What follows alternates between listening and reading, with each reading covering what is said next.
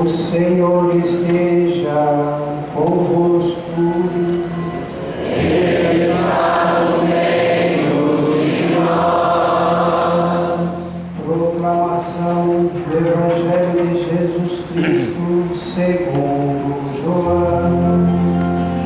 Glória a vós, Senhor.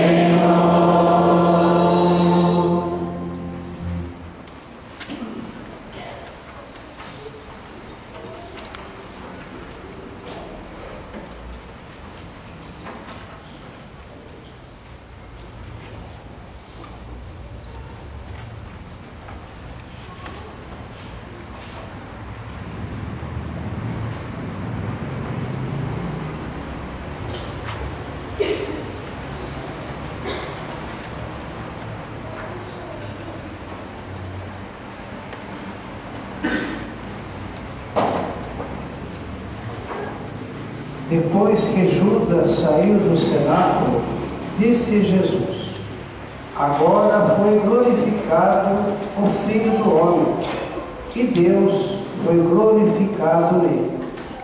Se Deus foi glorificado nele, também Deus o glorificará em si mesmo, e o glorificará logo. Filhinhos, por pouco tempo estou ainda convosco. Eu vos dou um novo mandamento: amai-vos uns aos outros. Como eu vos amei, assim também vós deveis amar-vos uns aos outros. Nisto todos conhecerão que sois meus discípulos, se tiverdes amor uns aos outros. Palavra da salvação.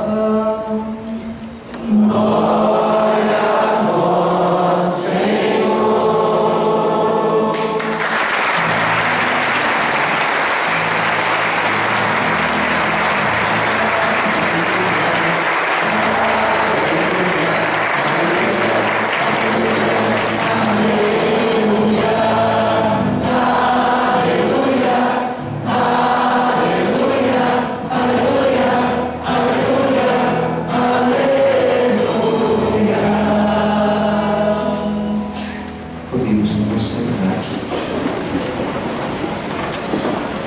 Meus irmãos e irmãs, na primeira leitura da missa de hoje, nós percebemos como que a igreja primitiva começa a se organizar.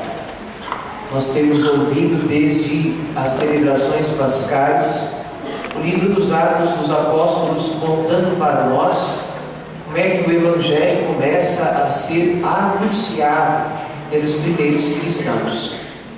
Ouvimos Pedro anunciar o Evangelho, Paulo proclamar o Evangelho, vemos o testemunho de Estevão e dos outros primeiros cristãos. E devagar, conforme Paulo vai fundando suas comunidades, acompanhado primeiramente de Barnabé, que é o seu companheiro de viagens, Paulo começa então a organizar essas comunidades, porque a fé cristã se espalha e começam a ser muitos os que creem. E Paulo então coloca nessas comunidades alguns homens, normalmente aqueles, os mais velhos da comunidade, os anciões da comunidade. Por sinal, serão aqueles que vão ser chamados de presbíteros. Esta palavra significa justamente isto, ancião. Serão aqueles que vão coordenar a vida da comunidade para que ela pudesse celebrar a Eucaristia, viver a liturgia e crescer no conhecimento de Jesus. São os primeiros passos numa igreja que se organiza. No entanto, é verdade que a igreja de Jesus não é feita apenas de uma organização humana. Também não é feita apenas de ministérios, embora eles sejam importantes. Na igreja primitiva havia os doutores, os mestres, os apóstolos, virão os episcopos, os presbíteros, os diáconos, Mas nem só disso é feita a Igreja de Cristo. Os discípulos de Jesus são aqueles que são capazes de amar. E de amar como Jesus amou. É o que ouvimos no Evangelho. O mandamento do amor é o que faz a comunidade cristã ser diferente de outras organizações que possam surgir nesse mundo, sejam elas religiosas ou de outros fins. É o amor. Nisto reconhecerão que vocês são os meus discípulos. Portanto, o seguimento de Jesus, ser discípulo de Jesus, para ser discípulo do Mestre Jesus, não basta apenas fazer parte da igreja, mas é necessário ser igreja, amar com o coração de Cristo, amar com o amor de Cristo. Esse é o mandamento que deixa Jesus para os seus discípulos momentos antes da sua paixão, do seu caminho de cruz, que o leva à ressurreição, que promove o derramamento do Espírito. Porque é que o amor de Deus foi derramado em nossos corações, senão para sermos sementes do amor. Portanto, para amarmos com o amor de Cristo. Isso é importante, isso é essencial. É assim que uma comunidade cresce e se fortalece. É assim que nós, de fato, nos sentimos discípulos de Jesus. É assim que Ele se faz presente no meio de nós, quando o seu amor se faz sentido, na caridade desinteressada, na fraternidade solícita, na compaixão que percebe o próximo, que olha para o próximo, que se dobra para acolher o pequeno, o pobre, o necessitado, o humilde, o fraco, o doente, o enfermo, o aprisionado, o faminto, o sedento, enfim. É exatamente nestas situações específicas que nós podemos demonstrar que somos discípulos de Jesus. E isso é muito exigente. Como é? É a porta estreita da salvação. E o mais bonito é que esta porta estreita de salvação, ela está aberta em todos os tempos da vida do mundo. Em qualquer época da história, desde que Jesus veio ao mundo, esta porta está escancarada para quem quiser entrar por ela. Quem quiser amar como Jesus amou, está convidado a segui-lo, renunciando a si mesmo, tomando sua cruz, participando a seu modo da cruz de Cristo e seguindo os passos do Mestre.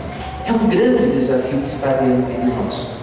Muitos são aqueles que acolhem esse caminho e seguem os passos do Senhor. Outros são aqueles que até se entusiasmam, mas lembram o solo pedregoso, aonde a semente do semeador caiu. Enquanto ele semeava, a semente até tentou crescer, mas as suas raízes não conseguiram se estabelecer. São aqueles que até ouvem a palavra, mas no momento em que poderiam dar passos decisivos no amor, preferem esconder-se com medo, sentindo-se incapazes,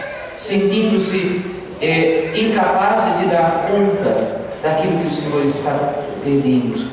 Outros são aqueles que lembram o solo bom e fértil, aonde cai a semente e multiplica frutos 30, 60, 90 por um. São aqueles que de fato conseguem escutar a palavra e se esforçam com simplicidade para amar. De fato, esta é a nossa maior vocação. Por isso que na segunda leitura, São João, no Apocalipse, nos recorda esta bonita imagem da igreja, a igreja esposa de Cristo. A igreja que se aproxima do seu rei, do seu mestre, como a esposa se aproxima do seu esposo. Hoje, celebrando, eu dizia pela manhã, lembrando os casamentos do Antigo Testamento, se os nossos matrimônios hoje eles são requintados, nós não temos a menor ideia de como é que era um casamento, uma celebração de casamento no Antigo Testamento. Era algo muito bonito, muito mais bonito até do que em nossos dias. Era algo celebrado não apenas pela família daquele que casava, daquela que casava, mas por toda a comunidade, quase que por toda a cidade. Havia os jovens rapazes que também estavam em vista do casamento, que acompanhavam o noivo ao altar, por assim dizer. Também as jovens que estavam a caminho do matrimônio acompanhavam a noiva ao altar. E a noiva, além das vestes próprias do casamento, ela também carregava na testa uma espécie de coroa. Na verdade, a palavra de Deus vai chamar isso de diadema, não necessariamente uma joia, mas uma tiara, porque de fato a noiva era acolhida pelo seu marido no leito nupcial, literalmente como uma rainha. Era esse o conceito que o povo do Antigo Testamento tinha no matrimônio. Por isso então São João recupera essa imagem para falar da igreja. A igreja experimenta, é convidada a experimentar o amor de Cristo como uma noiva que é trazida como uma rainha para o leito do seu noivo. Nós somos convidados a entrar na intimidade de Deus, acolhidos assim como reis, ornados como reis e rainhas, e é isso que nos faz o batismo. O batismo nos tornou sacerdotes, reis e profetas, deu-nos esta graça. Pelo batismo nós somos convidados a entrar na intimidade de Deus e a participar deste lugar de realeza, não a realeza humana, como nas expectativas humanas, mas a realeza de filhos e filhas de Deus. É grande o mistério da nossa vocação. É grande o mistério do amor de Deus derramado em nossos corações. Por isso nós somos convidados a nos esforçar nesse caminho, nesta porta estreita da caridade. Todos somos convidados. O padre precisa se esforçar no caminho da caridade, mas a comunidade cristã, o leigo, a leiga cristão, presente na comunidade do mundo, também precisa se esforçar no caminho da caridade. A caridade é para todos. A caridade é para todos. Que o nosso mundo está sedento desses sinais inflamados do amor de Deus, porque já basta de egoísmo. Nós estamos cansados de falsidade. A hipocrisia é transbordante na sociedade em que nós vivemos. As pessoas não se interessam umas pelas outras. A malícia é imensa. Restam apenas segundas intenções. Precisamos semear o amor de Deus. Precisamos semear a caridade que é desinteressada, que é simples, que é humilde, que se entrega, que não vê para quem se entrega, que não faz acepção de pessoas, que não discrimina, que não recrimina, que não é supersticiosa. A caridade que nos move a sermos bons, como Deus é bom, santos como Deus é santo, humildes como Deus se fez humilde, para lavar os pés dos seus discípulos através do seu Filho e para continuamente lavar-nos de nossos pecados. Quantas vezes nós buscamos com um coração sincero? Essa é a caridade que move montanhas através da fé. E nós somos convidados por Jesus a viver o preceito do amor. Mas não basta mandar. Seria bom se pudéssemos constituir uma lei, obrigando então assim que todos se amem. Não dá para mandar amar. É necessário experimentar o amor para amar. E esta é a nossa prece, nesta missa, a caminho da festa de Pentecostes. Pedimos ao Espírito Santo que nos capacite ao amor, que nos dê a graça de experimentar a presença amorosa de Deus na nossa vida, para percebermos sim que o nosso coração e a nossa vida, mesmo que limitados, somos capazes desta experiência e de comunicar a graça que recebemos e que carregamos em vasos de barro. Somos muito frágeis, mas mesmo assim, embora frágeis, muito amados por Cristo. Vivo esses 6 anos de ministério pedindo a Deus esta graça para a vida da igreja, e fico muito feliz de de olhar hoje para a figura do Papa Francisco e ver ali estampado, através do seu trabalho e do seu ministério, uma clara evidência de que Deus tem ouvido as nossas preces. Está ali um testemunho vivo, claro e evidente de que é possível amar. E é possível amar em todas as situações. É possível amar no meio dos poderosos e dos simples, dos grandes e dos pequenos, como Paulo se fez grande com os grandes, pequenos com os pequenos, fez-se tudo com todos, para a todos conquistar para Jesus.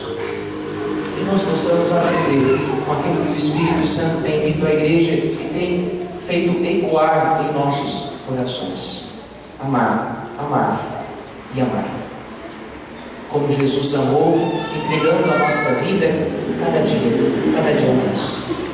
Que Deus nos ajude a viver essa vocação com simplicidade e humildade. Amém. Vamos ficar em pé.